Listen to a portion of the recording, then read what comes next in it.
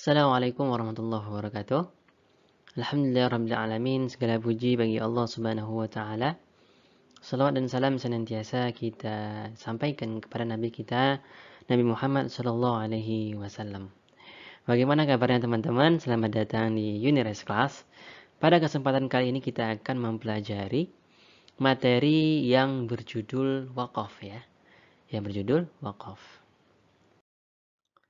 Nah, teman-teman, kita akan mempelajari beberapa poin ya. Yang pertama nanti kita akan mempelajari pengertian dari wakaf, kemudian pembagiannya apa aja, kemudian tingkatannya itu bagaimana, dan seperti apa pula tanda-tanda dari wakaf itu sendiri ya. Baik teman-teman, kita langsung saja masuk ke yang pertama, yaitu pengertian wakaf. Ya, ma makna wakaf ya. Wakaf itu teman-teman artinya ya berhenti ya. Ya, wakaf itu artinya berhenti. Maksudnya ya seorang qori ya orang yang membaca Al-Qur'an berhenti sejenak ketika sedang membaca Al-Qur'an ya untuk bernafas dengan niat akan melanjutkan tilawah kembali dan bukan bermaksud meninggalkan tilawah tersebut ya.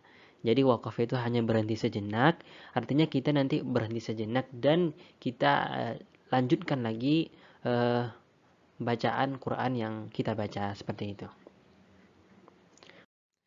Oke teman-teman, ini adalah pembagian wakaf ya. Kita langsung saja masuk ke pembagian wakaf. Nah teman-teman ya, wakaf itu terbagi menjadi beberapa bagian ya. Yang pertama itu teman-teman, ada namanya wakaf ikhtibari ya. Ikhtibari, yaitu berhenti pada ayat yang belum sempurna maknanya. Yang dilakukan oleh seorang ustadz ya, dengan maksud menguji muridnya. Wakaf seperti ini hukumnya boleh. Kemudian yang kedua ada namanya wakaf intidhari, yaitu berhenti pada ayat yang belum sempurna maknanya, yang dilakukan dalam proses belajar mengajar Al-Quran, dengan tujuan si murid menguasai bacaannya. Dan ini hukumnya boleh, seperti itu. Nah teman-teman ya, selanjutnya pembagian wakaf itu ya, ada namanya wakaf ittirari, yaitu berhenti pada ayat yang belum sempurna maknanya ya, yang dilakukan dalam keadaan terpaksa atau tidak disengaja. Maka berhenti seperti ini boleh dilakukan ya. Namanya tadi wakaf ittirari, seperti itu. Kemudian teman-teman pembagian yang terakhir ada namanya wakaf ikhtiyari ya, wakaf ikhtiyari. Yaitu wakaf yang hanya dilakukan oleh seseorang yang telah memahami bahwa ia berhenti pada ayat yang telah sempurna maknanya. Berhenti seperti itu tidak boleh dilakukan kecuali bagi orang yang telah faham bahasa Arab. Artinya ya, seperti sebagaimana yang kita tahu bahwa Al-Quran itu bahasa Arab. Jadi mungkin wakaf ikhtiyari ini teman-teman boleh dilakukan oleh orang yang telah faham bahasa Arab dan ia paham bahwa ia berhenti pada ayat yang telah sempurna maknanya. Seperti itu. Baik teman-teman, kita lanjut ke tingkatan wakaf. Nah, teman-teman ada beberapa tingkatan wakaf. Yang pertama itu ada wakaf tam ya, atau sempurna, yaitu berhenti pada ayat yang telah sempurna maknanya dan tidak terkait dengan ayat berikutnya, baik lafaz maupun maknanya ya. Contohnya teman-teman di dalam surah Al-Ikhlas ini teman-teman ya. Qul huwallahu ahad, Allahus samad, lam yalid wa lam yulad walam yakul lahu kufuwan ahad. Ya, jadi ini kan masing-masing ayat ya teman-teman, ayat 1, ayat 2 ya, 3 dan 4 ya. Nah, teman-teman ya, di sini ya antara ayat 1 dan ayat 2 tidak ada terkaitan ya. Keterkaitan antara ayat 1 dan ayat 2, artinya tidak ada lanjutan maknanya. Ya, baik itu makna maupun lafaznya ya. Kemudian teman-teman yang tingkatan yang kedua itu ada namanya wakaf kafi, yaitu cukup. Yaitu berhenti pada ayat yang telah sempurna maknanya, namun lafaz tersebut masih berkaitan dengan ayat berikutnya ya. Telah sempurna maknanya, cuman nanti ayat berikutnya itu ada kaitannya ya. Contohnya teman-teman di dalam surah Al-Baqarah ini, Dzalikal kitabu la raiba fihi hudal lil muttaqin. alladzina yu'minuna bil ghaibi wa yuqimunas shalah wa mimma razaqnahum yunfiqun. Ya, ketika kita wakaf di sini teman-teman ya, ini kan ada ayatnya ya, wakaf karena ayat juga ya teman-teman. Nah, kalau kita paham ya maknanya teman-teman, di sini dzalikal kitab ya, itulah kitab yang tidak ada keraguan padanya, petunjuk bagi orang-orang yang muttaqin, orang-orang yang bertakwa. Nah, di ayat berikutnya dijelaskan lagi ya, siapa ini orang-orang yang bertakwa, muttaqin ini siapa ya.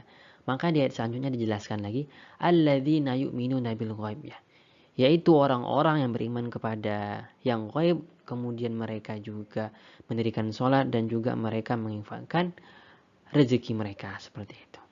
Nah teman-teman ya, artinya wakaf kafi ini ya, wakaf yang ayat setelahnya itu masih ada kaitan dengan ayat sebelumnya, seperti itu. Baik teman-teman, selanjutnya ini ada namanya wakaf hasan ya, atau baik, yaitu berhenti pada ayat yang sudah sempurna maknanya ya. Namun makna dan lafaz pada ayat tersebut masih ada hubungannya dengan ayat berikutnya ya. Contohnya teman-teman di dalam surat Al-Mulk di sini teman-teman bisa baca. Tabarakalladzi biyadihil mulk wa huwa ala kulli syai'in qadir. Ya. Di sini kita bisa wakaf ya teman-teman ya, atau berhenti ya di biyadihil mulk. Nah, teman-teman ya, sampai di sini sebenarnya sudah sempurna maknanya, tetapi ada kaitannya dengan lanjutannya ya. Di sini teman-teman bisa lihat ada wahwa, di sini al-mulk ya. Al-mulk ini adalah salah satu sifat ya Allah Subhanahu wa taala ya, maka wahwa di sini tadi ya disandingkan lagi ke sini tadi ya, kaitannya dengan al-muluk tadi. Kaitannya dengan al-muluk ya. Maka sebenarnya masih ada lanjutan dari ininya ya, masih ada hubungan dari bacaan sebelumnya, seperti itu. Jadi boleh kita lanjut teman-teman, misalnya Tabarakalladzi biyadihil mulku wa huwa ala kulli syai'in qadir. Boleh kita lanjut ya. Kemudian teman-teman yang keempat ada namanya wakaf qabih ya, atau yang kurang baik, ialah berhenti pada ayat yang belum sempurna maknanya ya. Belum sempurna maknanya, hal ini sangat dilarang kecuali ya untuk latihan dasar atau sebagai permulaan mengajar santri yang belum bisa membaca dengan sempurna. Contohnya teman-teman di dalam surah Al-Fatihah ya. Ya, misalnya ini ada ayat-ayat di ayat keempat, Maliki yaumiddin. Ya, biasanya kita baca seperti itu ya, teman-teman. Nah, misalnya kita berhenti di sini ya di Malik ya. Nah, itu dilarang ya. Malik yaumiddin. Nah, itu dilarang. Namun yang tadi ada pengecualian ya, kecuali untuk orang yang memang baru mau belajar membaca Al-Quran dengan sempurna. Jadi tidak mengapa. Seperti itu ya teman-teman. Kemudian teman-teman kita masuk ke tanda-tanda wakaf.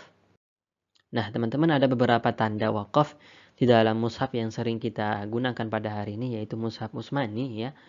Pertama teman-teman ada namanya ini wakaf lazim ya, lazim, yang biasanya ditandai dengan simbol huruf mim ya teman-teman. Simbol huruf mim di dalam Al-Quran kita.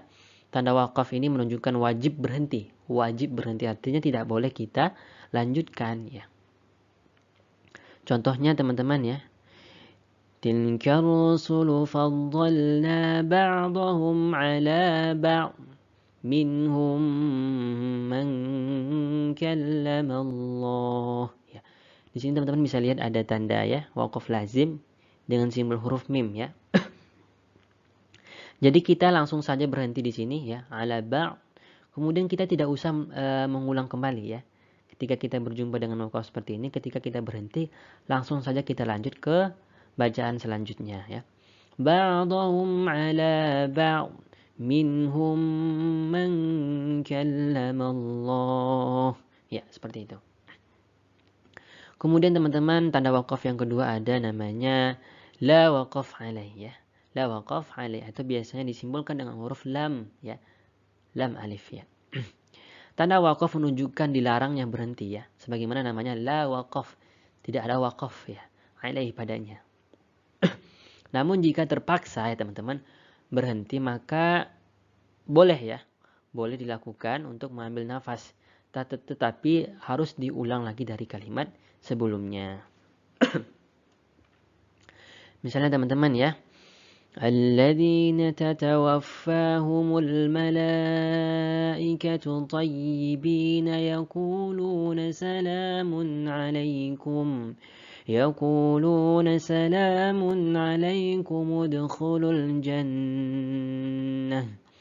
ادخلوا الجنة بما كنتم تعملون. Ya.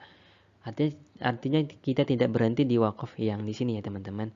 Nah misalnya kalau kita pengen mengambil nafas atau nafas kita kehabisan ya, boleh kita berhenti tapi kita ulang lagi dari belakangnya ya.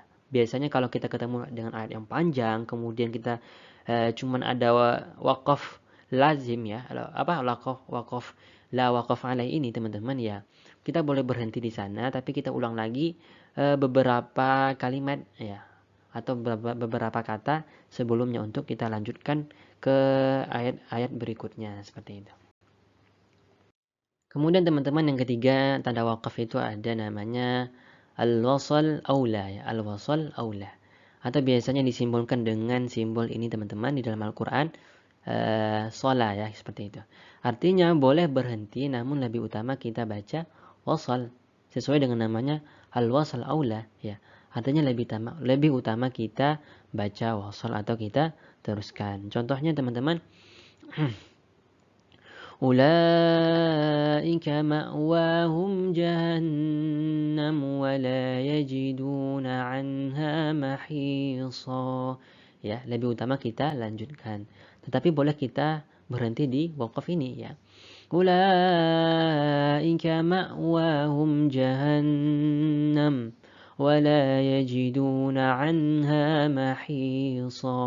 Ya, boleh kita berhenti tapi lebih utama kita lanjutkan seperti itu. Kemudian teman-teman lanjut ke tanda wakaf berikutnya, ada namanya wakaf jaiz ya, atau biasa disimbol dengan huruf jim ya di dalam Al-Qur'an ya. Jaiz itu artinya boleh ya teman-teman. Maksudnya boleh berhenti atau boleh kita baca wasal atau kita teruskan. Dan keduanya itu sama-sama baik ya. Tinggal kita mau memilih mau kita lanjutkan atau kita wakafkan seperti itu. ذلك بأنهم شاقوا الله ورسوله ya. Kalau kita wakafkan, kalau kita mau lanjut juga boleh teman-teman. ذلك بأنهم شاقوا الله ورسوله ومن يشاقق الله. Ya, boleh kita lanjutkan, boleh kita wakafkan. Terserah mana yang lebih mudah dan juga sesuai dengan nafas kita masing-masing seperti itu. Kemudian teman-teman ya, wakaf selanjutnya itu ada namanya al-wakaf aula ya, atau wakaf itu lebih utama. Artinya wakaf berhenti itu lebih utama. Biasanya disimbolkan dengan ini qala ya, yaitu lebih baik wakaf atau lebih baik berhenti meskipun masih bisa dilanjutkan ya.